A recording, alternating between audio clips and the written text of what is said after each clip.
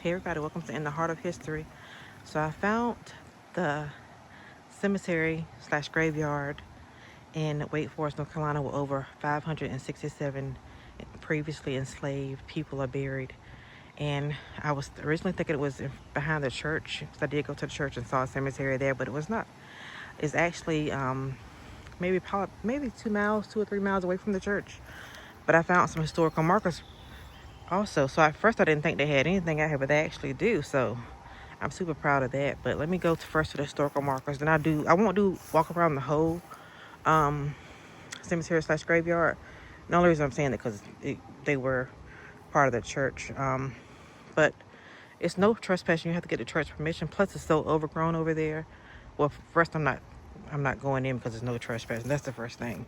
But secondly, even if I could, I wouldn't because it's just too much overgrowth out there. But first, let me go to the historical marker. So this is one of them. Friendship Chapel Baptist Church Cemetery. So there's Mr. Nelson Legon. Hope I'm saying his last name right. So Nelson Legon attended Forestville Baptist Church in 1860 when he was enslaved on the Legon family plantation. Oral tradition tells of how Legon was so moved by the Spirit during a revival meeting in 1866 that he fell from the church's gallery or balcony. Influenced by Legon's display of faith, white leaders of Forest Baptist Church helped Legon and other newly emancipated African Americans establish an independent church in 1867. The new church was named Friendship Chapel Baptist Church, and members worshipped in a log cabin built east of this grove. And that's a closer look at him right there. I know I did another video about it, but I want to add this too because I actually found the cemetery. So let's go back more. So we shall meet and part no more. So I know it's actually gravestones in there. You can't really see them from my point of view, like I said, because it's very overgrown. You see how overgrown it is in there? But I'm gonna read this right quick. It says, in the mid 1800s, this grove was the site of a brush harbor, or hush harbor, where enslaved people from the nearby Legon Dunn and Hartsfield plantations gathered in secret to worship. A history of Friendship Chapel Baptist Church in 1966 described the site as a place where two hills met, creating a secluded cave-like space that was overshadowed in edged pines, cedars, oaks, hollies, dogwood, and assorted evergreens, and where the ground was carpeted with ancient violets, running rose bushes, and various flowers.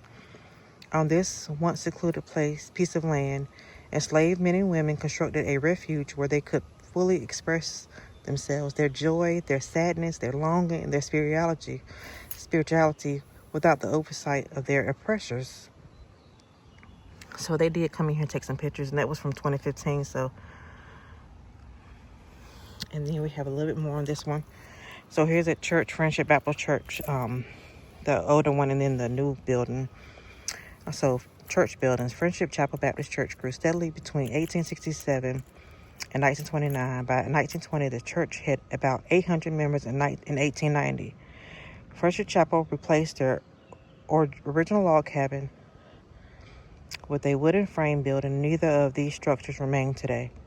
In May 1929, the church dedicated a new brick building. In December 2000, the church dedicated its current sanctuary. So this is the first one, and then this is that new one. They actually worship in this one today, but this one still remains on the same property. If you look at their previous video I did, you'll see it.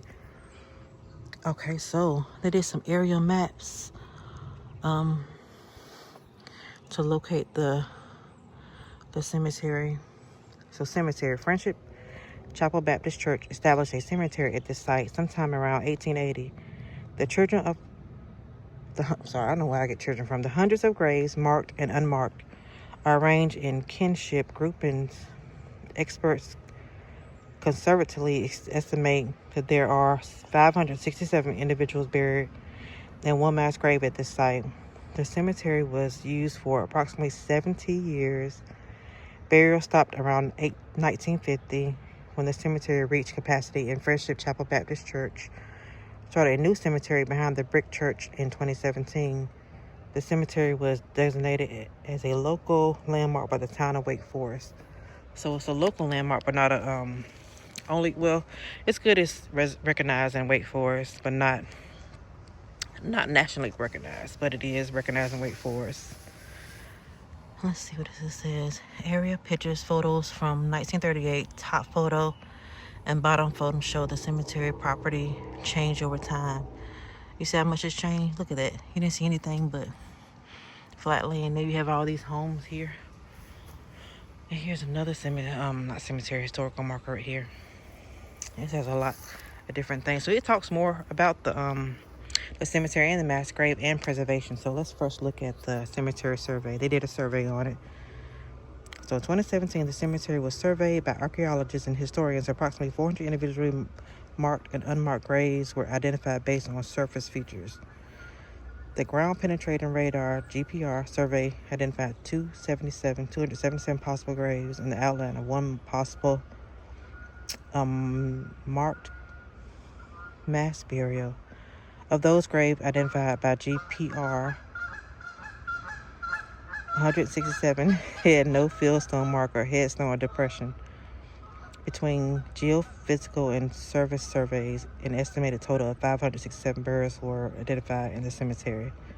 This number likely underrepresents the actual total of burials in the cemetery because the GPR survey was limited by vegetation and slope. So it's probably way more in here. And that's the look up. I'm not going to read that section right there, but I'll keep it there for a minute in case you want to kind of go back and look at it. And then here's them right here. Oh, that's the radar right here. Interesting. Very interesting. Preservation. Cemeteries are fragile community resources. This cemetery is owned and maintained by Friendship Baptist Church. Please do not enter this sacred place without permission. You have to get permission first, of course. Mass grave. Oral traditions recount that the mass grave in this cemetery contains the remains of black and white residents who succumbed to the 1918 flu pandemic. Mass graves were used in emergencies when death rates were unusually high. Bodies were placed in a box wrapped in lime.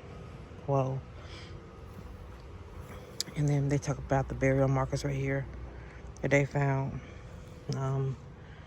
Many other burials are masked with fieldstones. Fieldstones like the one pictured above, which I'm thinking is that one, were made of locally available materials like quartz. Formal headstones and footstones were originally constructed of wood, stone, or concrete, but few remain today.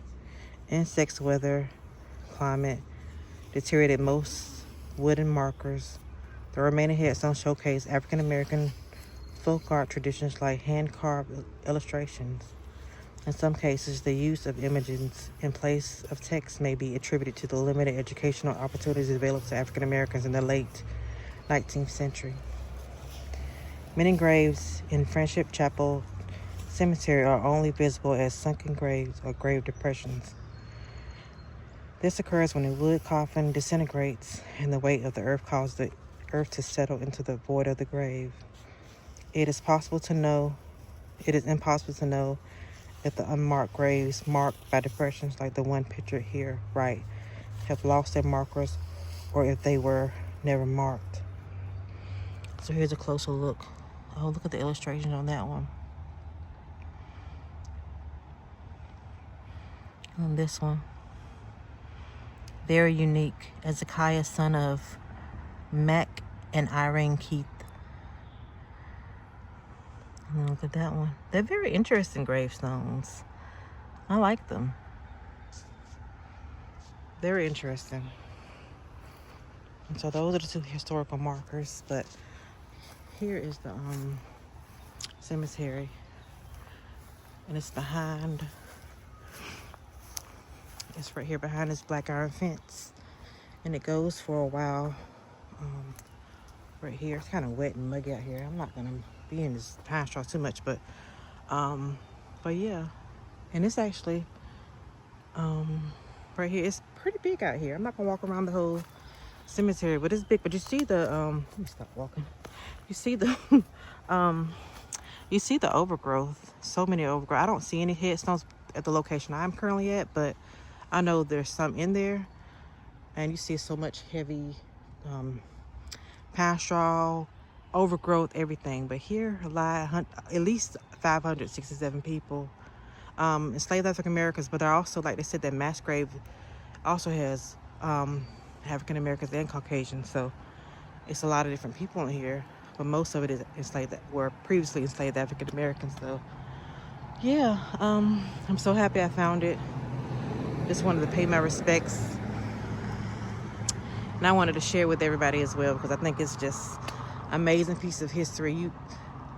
Despite what they were going through, they were able to go and find a place to worship, and then they made their place a place where they will eventually be buried. And there's a lot of things going on. Like, they have so many things. It used to be nothing but fields here, but you see how many buildings they put up: townhouses, apartments, houses, everything. So they're here. A lot of people probably don't know. I didn't know. I thought it was behind the church, and I did go to that cemetery, but if I looked a little deeper like I should have, I would have found this. And I'm happy I found it and kept looking, and then stopped with the video and just say, hey, they have to be somewhere. No, I actually kept looking and actually found it. So I'm super happy about that. I didn't know they had a historical mark right here, but I'm super happy they do. Because if people ever wonder upon it, then they'll see it. And if you ever come to Wake Forest, North Carolina, definitely look it up, check it out. I can say I'm gonna go and see this. Look on Basin Hill Road. I don't know the cross street, but start with Basin Hill and you'll just find it. You can't help but find it because you see all the new things they're building, but then you'll see this overgrowth, which is the cemetery, among this iron fence. So you'll see it. All right. Well, I want to thank you so much for watching this video. I did a small live as well, but thank you for sticking with me and letting me truly find out what happened to everybody. You never know, maybe some years to come, they may do a project and may come back and remove some of this overgrowth and actually show the stones and have proper markers within the actual cemetery, but you never know. It takes a lot of work. Hey, look, if you ever think about coming and want to do a project, you can definitely come here and we can do it. We can get the church approval. We can get the church to help. We can actually make that happen. But if nothing else, I know they're marked and they're here. So rest in peace to everybody within there. Thank you so much. All right, everybody, have a great day. Thank you.